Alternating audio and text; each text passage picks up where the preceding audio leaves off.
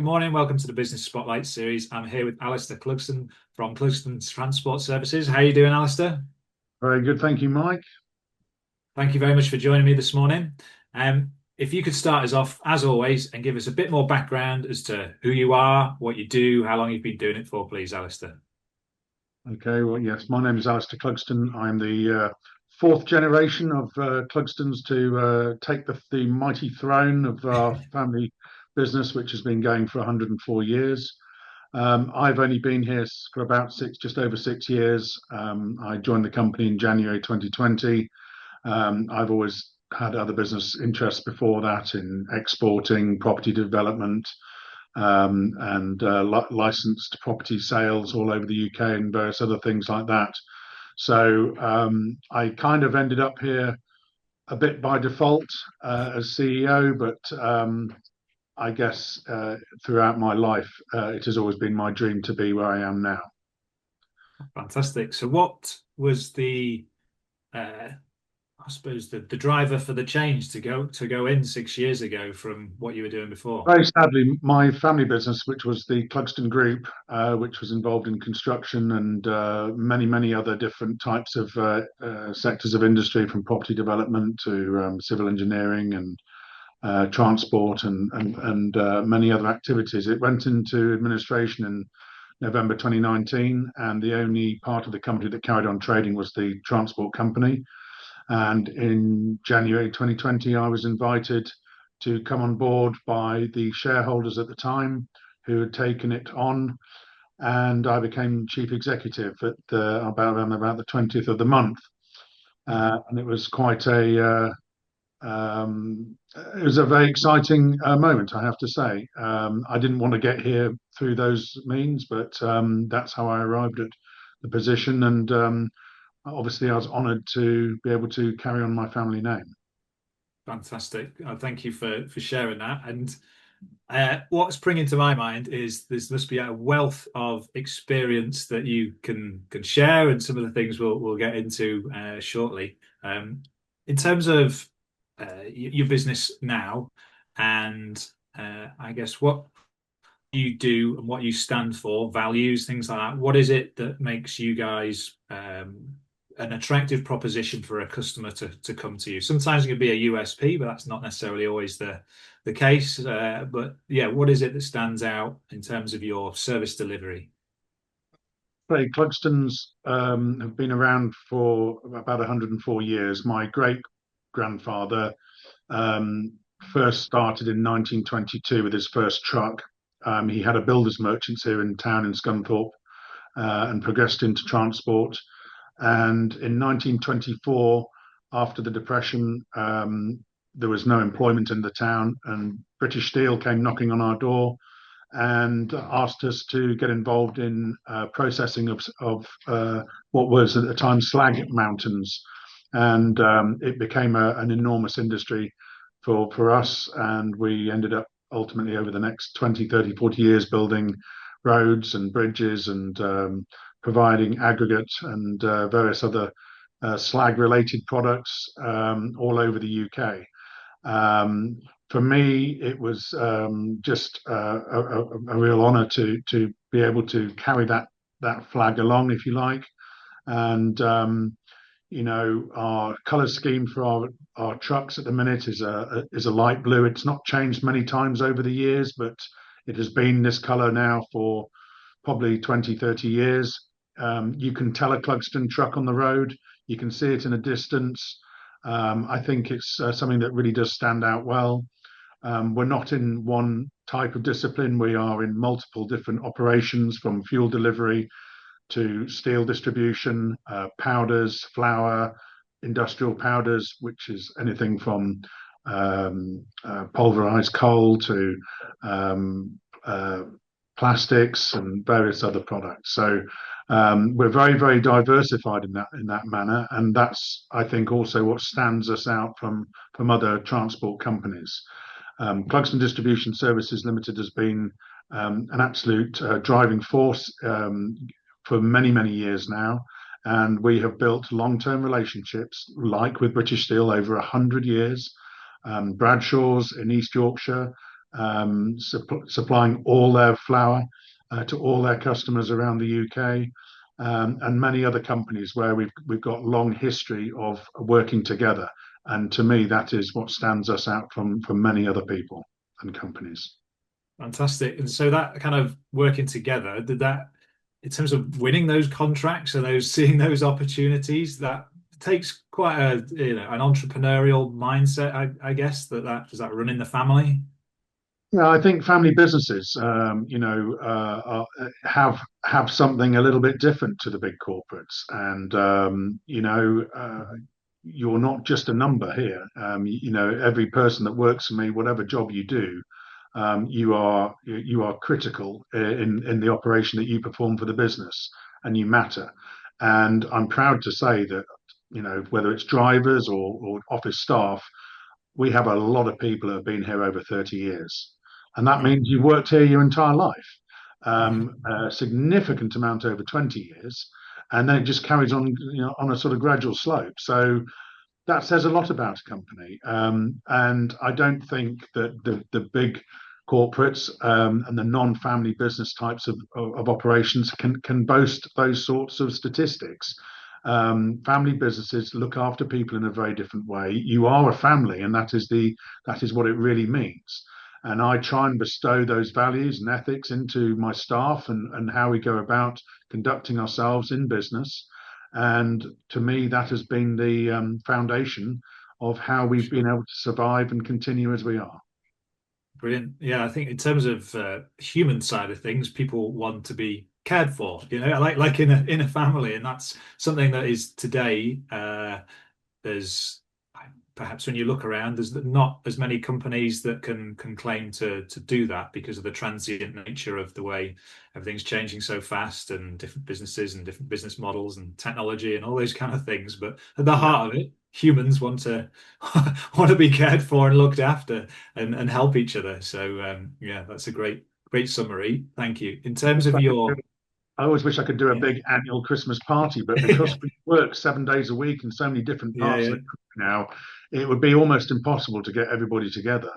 When it's financially viable, which the last sort of 5 or 6 years have been exceptionally difficult, I yeah try and give everybody a little something in their Christmas card, which I personally write to everybody. So I've got over nice 200 staff, but every year I put a personal message and a little gift token of some kind where they can go and buy a few crates of beer or a bottle of wine or two or yeah. turkey, and it's a little something from the business. And as times improve and things get better, those rewards will get greater, and that's part of being in a family environment.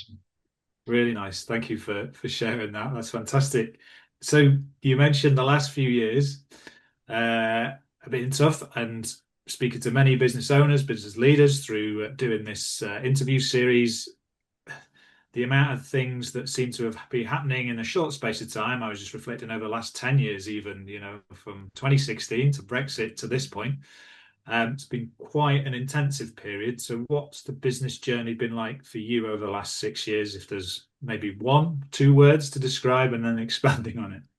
I think that's it, it's like I arrived, I put my briefcase on the desk, and within 3 weeks, 4 weeks, COVID came.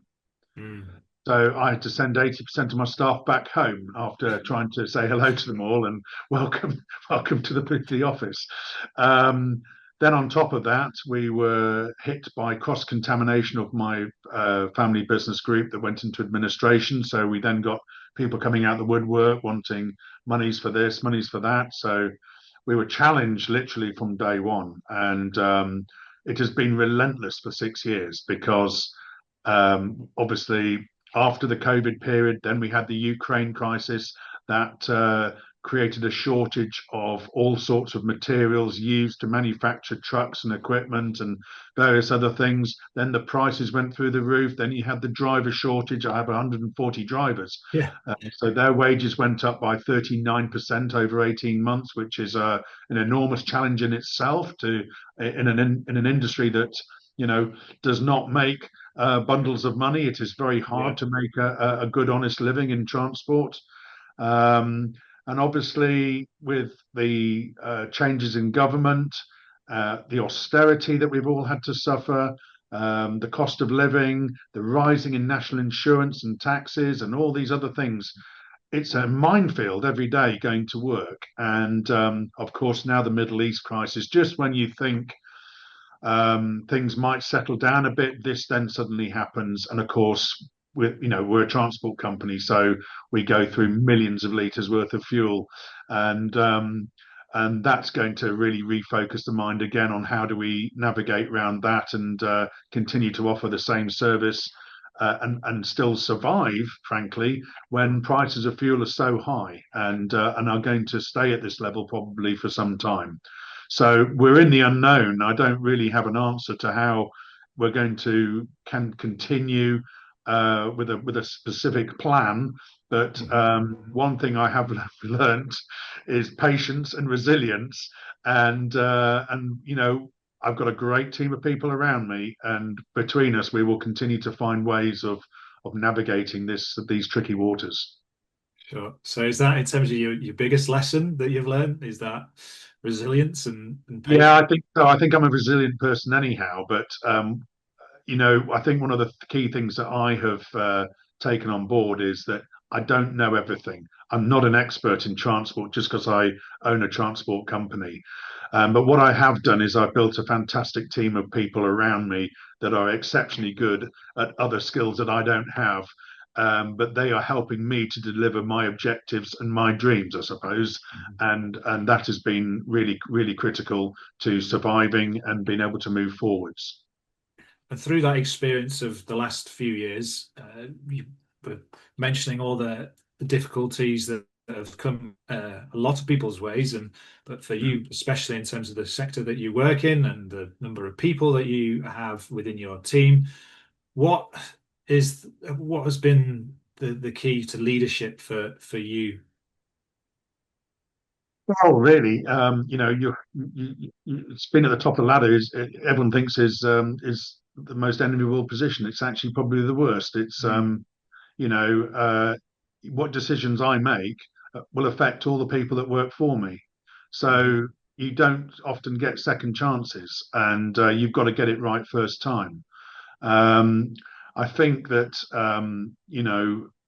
when I look at how everything moves, the goalposts change every day, and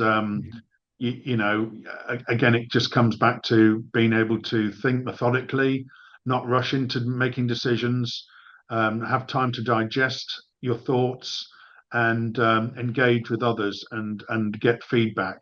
So before you make any sort of critical moves or decisions, that you've got people behind you that also believe that you're heading in the right path. Because no one gets things right all the time, and we do our best to make sure that we cushion whatever we're doing by negotiation and discussion. Good share, thank you. I heard recently someone on this podcast, but they're in sort of equity and trading shares platform, but uncertainty is the new certainty. So Yeah, it's kind definitely. of just accepting that and then yeah, leading through that with as you've explained some of those criteria that you've mentioned to help others along the way when people maybe distracted perhaps with things that you can't control. So yeah, control the controllables kind of thing. So in terms of the future, perhaps looking at opportunities that you see at the moment, because I appreciate there's challenges, Yeah, but there are uh, opportunities and brighter it, green shoots you can see. it's an absolutely it's a very surreal time, I have to say. Mm, We recently opened an operation down in Felixstowe, which is growing and growing at a considerable rate. Also in Liverpool, where we're looking to open a new operating centre. This is born out of opportunity, coming to us, people wanting what they regard as a proper haulier, proper distribution company to do their work. And I have to say that we are now sending intermodal tanks to Finland. We are taking stuff into Northern Europe. I mean, these are areas that we don't normally operate in. We've normally been fairly localized to the East Coast, up and down from sort of Cambridgeshire up to Teesside and things like that. But now we really have got a nationwide presence, and I am building on that. So I recently acquired a local company that specializes in taking concrete facades and things like that down into London. They have a gold Fours accreditation, so they are the top of their game in terms of compliance and what they do. I'm looking at several other businesses at the minute to acquire, and these will help to connect our businesses around the UK, giving us the necessary support. As I say, here we are not just transporters. We have a commercial workshop business that works 7 days a week, and looks after not only our own fleet but hundreds of other people's. And we play a very, very important role in this town for over 100 years, and a lot of other companies rely on us. So it's critical that the decisions that we make going forwards in new opportunities and things, that we take on board what we have behind us and the foundations that we have to grow, and how we can really use that knowledge and experience and drive it into other parts of the UK. And I have to say, with all the stuff going on, I pinch myself when I think of the opportunities that we've got coming our way. And I think over the next 12 months, there'll be a lot more announcements made about what we're doing and where we're going and what we've just done. Brilliant. It sounds really exciting. So, in terms of your inspiration to do what you do, is that part of it? Is there anything else? I mean, you have so much going on, leading the team. What is it for you that kind of makes you want to keep going back to work and Well, going through these headwinds? pride and honour in Yeah, being able to carry the family flag. That means more to me than money and anything else. It really does. Continuing my family legacy, standing out from the crowd, uh, doing something a bit different to what our competitors do, um, facing the day-to-day challenges that we all have, um, meeting new people, looking at new opportunities, the branding that we have and how we can continue to keep maintaining that level of professionalism in what we do and how we go about it. These are all things that inspire me every day, and I hope that my enthusiasm and entrepreneurial mind perhaps keeps my staff and everybody else on their seats, excited about all the things that are going forwards. And I genuinely think there's a good buzz about the place at the minute, because we are due to relocate our workshop business, which is a significant operation. We're looking to build state-of-the-art new facilities to take into account electric vehicles, hydrogen, as well as the combustion engine. So we are looking ourselves to put electric vehicles on one of our operations. We've just done some trials. So, we're moving with the times, looking forward at the future, and making sure that we are ahead of the game and involved at the front end rather than waiting for others to do it first. brilliant. Another great summary there of yeah, I was almost not sure I want to come and work for you. Just yeah, that's a great pitch. Thank you for sharing that. So if you were to, I don't know, if we're reflecting a bit and go back to yourself, say at 18, and with all this experience that you have, and in hindsight, offer some advice, either to yourself or maybe even someone starting out, what would that be? When I was 18, 19, I didn't do A levels, didn't go to university. I was in London, spending my time networking at embassies like the South African Embassy, Polish Embassy, East German Embassy at the time before the wall came down. Uh, I was trying to do lots of things that perhaps my family had been involved in the past years, whether it was in some trading in cement or fertilizers and various other things. But I was out meeting all these people, and I was a little nobody, frankly. But I learned to converse with people and have grown up conversations. Um, But I think I was. I think the real challenge was that the people of the day weren't really prepared to listen to what was perhaps a young whippersnapper who hadn't really earned his medals yet. Yeah. And I think from my learnings, I think really you've got to start down at the grassroots of everything. You've got to put the hours and time in, listen to other people, maybe do mundane things that you didn't want to do, but do them because it shows strength of character. These are things that I didn't do. I wanted to rush in. I wanted to be successful from day one, and I've got very, very close in many, many opportunities that came my way, but never really realized what I thought I was capable of back then. So I regard myself as a bit of a late developer. And there's nothing wrong with a late developer. It just means that you got probably less hair and more stress to deal with. But I think the reality is that it's what I did back then stood me in good stead. And there are things I would have liked to have done differently. My approaches to how I earned money when I was younger, I wish I'd done things differently, and I now try and bestow those sorts of things onto my children. Obviously, I have a daughter who's down in London. She's finding her feet after getting her master's. And I have two very, very small children who I'm going to have to continue working for many, many years until maybe one of them wants to carry on the flag. So the idea of retirement in the next 5, 10 years is not going to happen. I'm going to carry on doing what I do until I hope somebody else in my family will take on the baton and continue the business for another 50 to 100 years. Excellent. There's a lot of experience and wisdom, I'm sure, to be shared when the family members come through. So, Yeah. in terms of sort of wrapping up, then, just before we do, as latest news, you've mentioned about your various expansion opportunities that you're going to thrive on. If there's any more latest news, or even if it's a case of sharing a website, contact details, if people watching would like to get in touch for any reason, just kind of a bit of a networking opportunity, I guess, or if they're interested in what you guys do, please feel free to share that now. Yeah, I mean as I say, we predominantly the main company, Clugston Distribution Services Limited, is the transport business, which is in many different sectors. My website, www.clugston.co.uk, actually tells you all about the history of the family, the history of our business. There's some videos on there. You can actually just sit for 2 or 3 minutes and see what we do and how we go about it.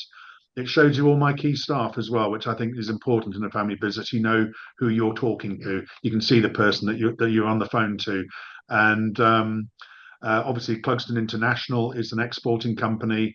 We buy and sell trucks, trailers, equipment, all and export it all over the world. So those are the primary markets for my businesses at the moment, and I welcome anybody who wants to get in contact with me personally or the business to go through our websites and by all means send through requests and things, which we're glad to receive every day.